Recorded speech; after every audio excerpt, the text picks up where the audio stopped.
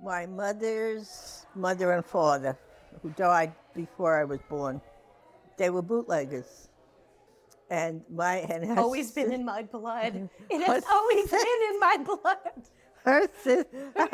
I found this all out from one of my cousins who knew all the family. We never knew a thing. This was in Brooklyn? Yeah. When they came over from Italy, the front was a grocery store. Where did they come from in Italy?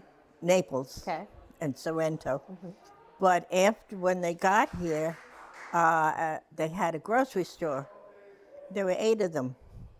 And my mother was young, and she always said, we always had plenty to eat and plenty of money, and we never, during the Depression, and I never thought anything. Because they had an alternative income stream. I remember.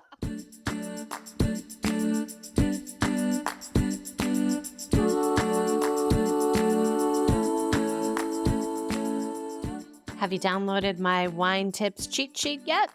sipwithnikki.com/resource. sipwithnikki.com/resource. I will send this sheet that I created right to your inbox, and it helps make sense of wine. So extra special episode this week. My father's sister, my Aunt Vivian Rocco, is turning 87 years old the week that this podcast is launching, January 26th. She will be 87 years old. And she is kind of the matriarch of my dad's side of the family. She is my aunt, but she is a great-grandmother to my cousins. And she's originally from Brooklyn, has been living in New Jersey for a couple decades.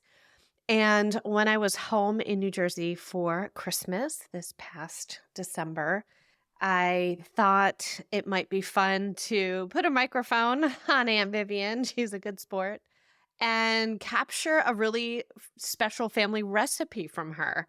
She is the recipe queen, and I have some of her written recipes. And I love, whenever I can, hearing her, actually, she's a wonderful storyteller, as you'll hear. And we have been trying to capture some of her special family recipes in audio. So this was not necessarily planned to be its own podcast episode, but no surprise, it was longer than I thought it would be, and even more fantastic and entertaining than I thought it was going to be. So when I played it for a couple people, they've said, oh my gosh, yes, this should be its own episode. So I'm very excited to present to you Aunt Vivian Rocco, 87 years old on January 26th, sharing her thoughts and her story, but most importantly, our family's Italian cream recipe. Here we go. Here you go, a little Irish cream. Okay. Cheers. Cheers. Why are we drinking Irish cream? Where does this come from? Why is this part of our family tradition? Okay. When I was a teacher, I became a teacher. I was 42 years old. I had gone back to school and became a teacher of 2nd and 3rd grade. And my best friend, Joanne, brought in a bottle of this Irish cream, Italian cream, she called it. She made it herself. And I went berserk. Why? What did you like about it? It was so delicious. I just couldn't believe it. So I had only one bottle, so I took it home. And of course, it was gone. I said, Joanne, you have to give me the recipe. So she wrote it out for me, and I figured, I'll make one bottle at a time. What one bottle? I wound up making 10, 12, 14. They love it. They just love it. The Bailey's Irish Cream, a bottle of it, in the liquor store is like $40. Mm-hmm. Yeah. And I make about 10, 12 bottles. I can never make enough. You're making about $500 worth of booze in your house. Wherever we go, they look for us to come in with it. Christmas Eve, when we go to Andrew's, I bring 2 or 3 bottles of it. You brought 2 and I never tonight. bought bottles. I always used liquor bottles. So tonight, this is in like one of those cool No, well, this is glass Robert. bottles with the flip top, kind of like Yeah. an old milk jug with the flippy top, Robert right? sent for those from Amazon. Very nice. But I collected bottles. Whoever had a bottle, a fish or Wait, what do you mean a fish? a fish. The bottle was shaped Like the gurgle fish that we put the sauce in? That's or like, fine. This is a glass fish with a cork, and we'd fill that, whatever I had. like probably supposed to be for olive oil or something. I don't know like what that. it was for, You were but we just filling whatever it we in. had. Then they decided, now they all wanted to help me, my grandchildren, because I wasn't doing it right anymore. I wasn't putting enough booze in. Like when did this happen that the grandchildren wanted I'd to say about step 10 in? years ago. Okay. But we used to do a lot of things together. We made strudels together, and we made all kinds of things. And the boys especially wanted to help me. We'll help you, Grandma. I was just as happy That's because they were like teenagers and they just wanted to like steal some booze while you weren't looking. Oh yeah. And I would go out and buy all the ingredients. It could be expensive. Take me through the ingredient list. What do you buy? Okay, you have sweetened condensed milk, the cans. Oh, okay. And then you needed, it said heavy cream, but it was too expensive, so I'd buy half and half. Is there a price difference between half and heavy cream? And then, and then you needed coconut flavoring. So if I remembered to buy, like the vanilla, the coconut flavoring, I would do that. Kind of like a bottle of vanilla extract, but it's coconut extract. Okay. Coconut, but if I couldn't find it, then the coconut cream in a can. Then you needed chocolate syrup. Hershey's. Yeah. Okay. So and you mix it all together, and then you measured how many cans of liquor you put in. Okay. According to how many cans, because I'd make batches. Yeah. So how many cans of milk? That's what we measured the liquor, and there they were with the stuff to pour it and all. Oh my God! Wait. Let's talk about the liquor. So, what type of alcohol specifically did Joanne's recipe call for, or did you? Oh, I don't know what Joanne. Well, she said use Irish whiskey. When I saw how much the Irish whiskey was,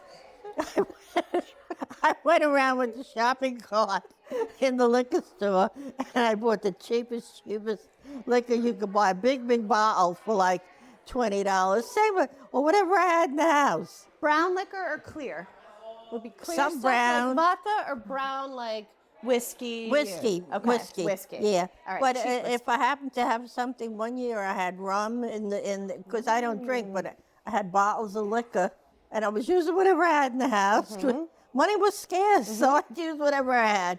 And and they wait for me to come in with all these bottles of. We wait for it every year still. Yeah. Today. So when you came in today and you had these two bottles, I was so excited. And I'm like, we're going to get the recipe recorded. So this batch, of course, Robert said to me, "Ma, I tell you the truth, I'm getting old and I don't have the energy to go shopping for all You're this getting stuff." old. You're 87. That's nothing. That's nothing. So Robert, God bless him. So he says, "Well, I'll make, I'll do it in my house." I said, "Okay." Now Nicholas, my grandson, wanted to know, Grandma, what about the Irish cream? You making it? They don't call it Italian. They don't even call it. It's Grandma's Italian cream.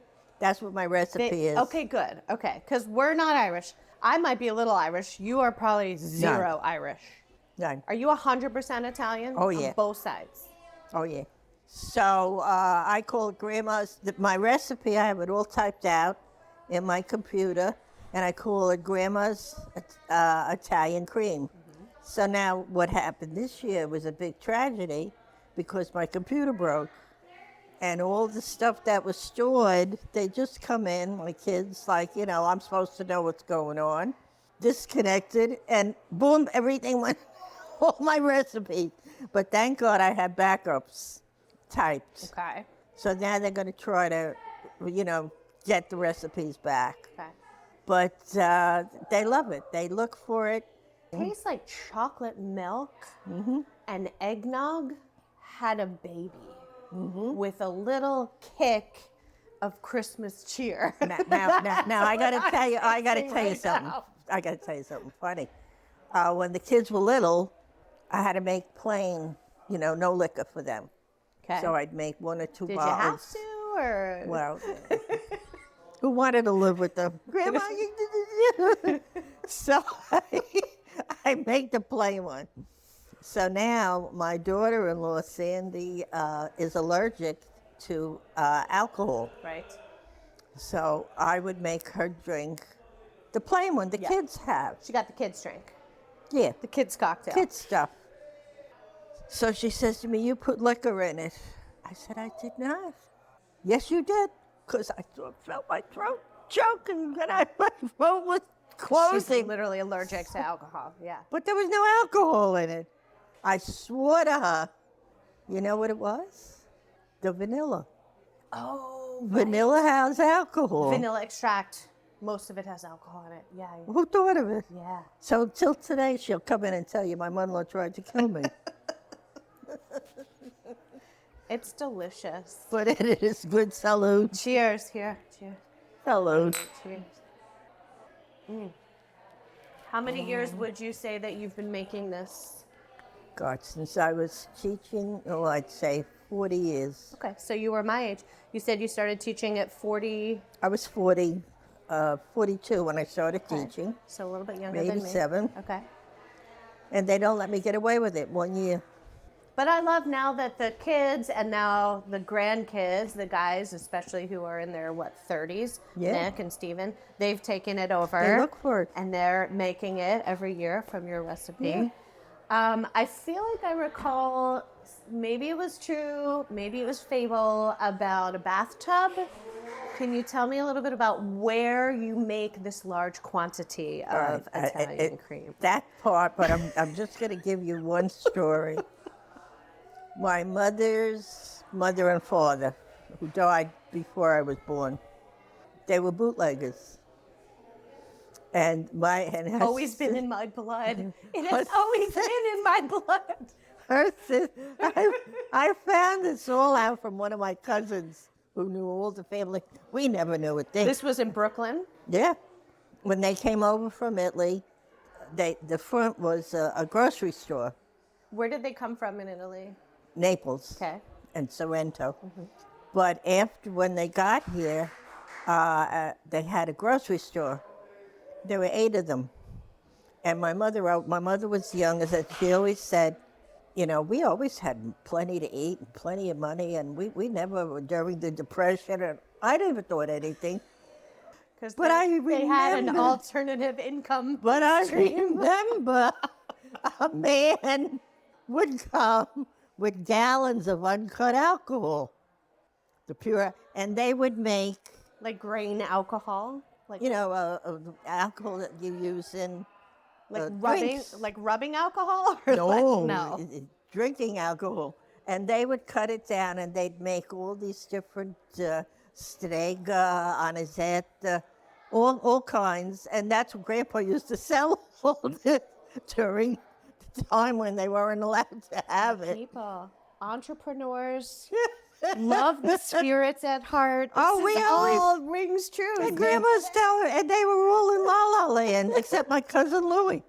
He said, Grandpa, he said, he's telling me Grandpa, he was with the alcohol and God knows what else. When Prohibition ended and it was then okay, did they continue and have like a in the front, out in the open? Well, they always business? had a grocery store. See, they died, Grandma and Grandpa, the year I was born. So I really didn't. Which was 1937. So they really, and everything was a secret. You never discussed anything in front of the kids. None of us knew anything, except my one cousin, my oldest Uncle John. He was the oldest, and his son. So anytime I had to find out anything, I'd call him because he knew all the dirt. But it was funny. It's not like Family Today where everybody knows everybody's business, That's right. every last detail. Then nothing was ever discussed. Well, I remember one time I said, I don't know. So I used the word pregnant. Oh, somebody is pregnant. Well, my mother and her 3 sisters went, oh, oh, oh. I thought they were going to wash my mouth out with soap. You weren't allowed. That's for saying bad words, not for being pregnant. No, we're not supposed to talk that way. So we all grew up. I don't even want to tell you, go into it. We knew nothing. We knew nothing about life. How things happened. Nothing about life. But you learned how to make Italian cream. But I learned how to make the Irish cream or Italian cream. It's so delicious. Thank you for But I bringing hope you it all to me. have your recipes because my poor recipes are somewhere floating in space. Well, I have a recipe book that for Christmas in 2017, after we lost the house in the fire, and all of my recipe books, you and Mom and my sisters and my cousins, you all put together the recipes again and remade a book for me in 2017 that I have. And it has this and strufala and artichokes and how to can tomatoes and all of. I have them on your little computer printouts in my book, so I do have the hard copies. Yeah. I have hard copies of the rest of the recipes too. At first I didn't realize it. Then I looked in another book, and sure enough, there they were. So they didn't go off in space somewhere. Why do you think people enjoy this beverage so much? Because they think they're drinking milk. They don't realize they're getting drunk. Actually, before I said it's like chocolate milk and eggnog, but it's almost like, do you remember Yoo-Hoo? Remember Yoo-Hoo in the yellow? Oh, yeah. It's almost like Yoo-Hoo, and then there's a little Christmas kick. So do we know what the liquor is in this batch that we're drinking tonight? This one's not too bad, but I know what they did last night over Andrews. I wanted to kill them. My grandson, by marriage. Now his mother, I love her dearly, Bep, and she loves this. So I make Nick's sure. mother? Nick's mother. Yeah. And she loves it, and so I make sure every year she's got it. So I said, Robert, make sure you got a nice bottle for Bep. So now they put bottles on the table. The next thing I know, out comes the cheap whisk, and they're making them stronger. Oh, they were enhancing. They weren't. That wasn't strong enough. This is pretty gentle, I would say. Yeah. This is So they pretty gentle added. I don't know alcohol. what they put. They filled it up. It's like a But milkshake. it's never strong enough. I said, we're not gonna get drunk. It's a good sipper. We're drinking it chilled. Yeah. It's a good sipper. Yeah. I probably have this once a year, and it will forever remind me of you. Aw. So to sit here and drink this with you tonight is such a Okay. treat. So thank you. Thank you. Salud. Salud. It's good. It came good. I got it sober on, but it came good. It's delicious. Anything else you want to share for our listeners who love food and wine and learning from me and my family's traditions? I am very, very blessed. I have the most magnificent family, right? Over the years, I see the generations. I remember when Dana was born, I went berserk. Then along came Nikki, and I went berserk. Then along came Amanda, and I went And berserk. what did you call your 3 nieces? What were their Bubala. nicknames? Bubala. Bubala 1, Bubala 2, and Bubala 3. Is Bubala Italian, or is it almost like Yiddish? I made it up. Like, you made it up? Because I said, you think I'm going to remember their names? But I'm very, very blessed. Very. I never in a million years.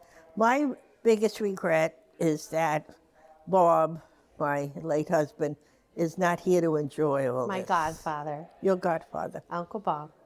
Uncle Bob. Yeah.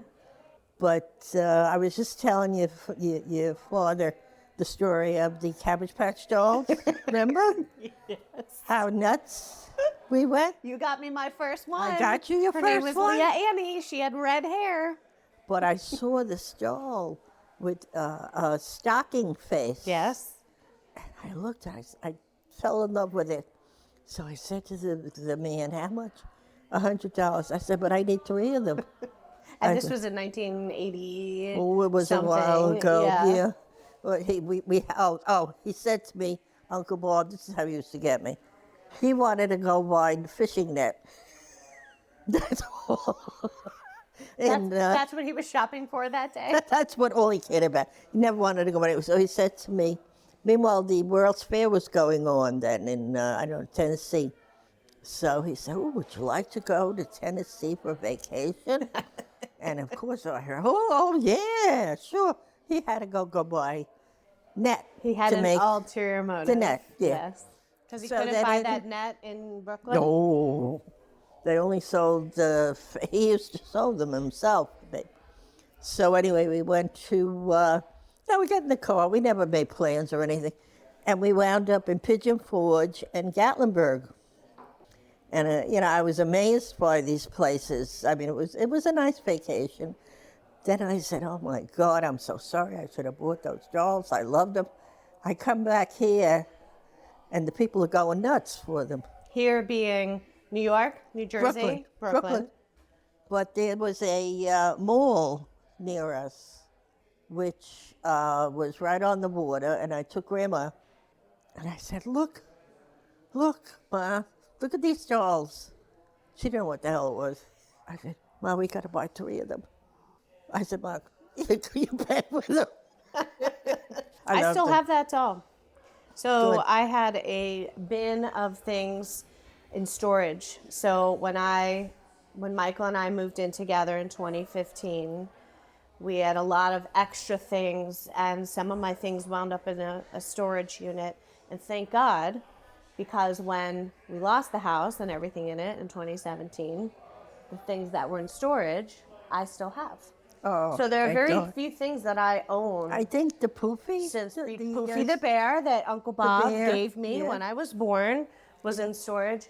So there are very few things that I own prior to 2017. And Leah Annie the Cabbage Patch Kid and Poofy the bear are too. Oh. So thank you. Oh, that was beautiful. But anyway, it's been a good life. Yeah.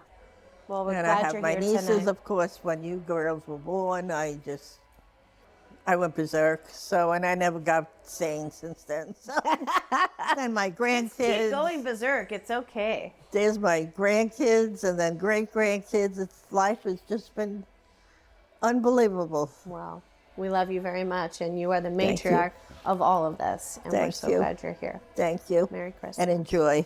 Thank you. And there it is.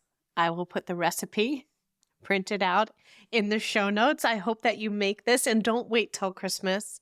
Do it the next time you're just going to have people gather. It's so delicious, like dangerously delicious. And this was just such a wonderful blessing to be able to spend this time with my aunt and be able to share this with all of you. So I hope that you enjoyed it.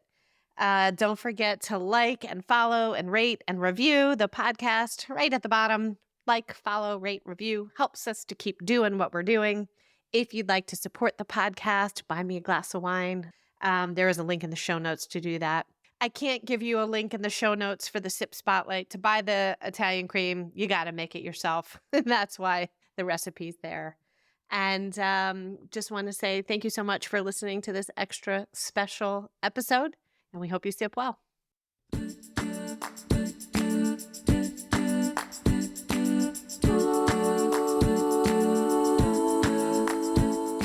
Sip with Nikki is hosted by Nikki Lamberti. Production and sound mixing by Catherine Bryan. You can always send your listener questions to Nikki at sipwithnikki.com or find us on the Sip with Nikki Facebook page or visit us on Instagram at Nikki Lamberti. Thanks for listening. We can't wait to sip with you. This is Sip with Nikki, a production of Take 10 Studios.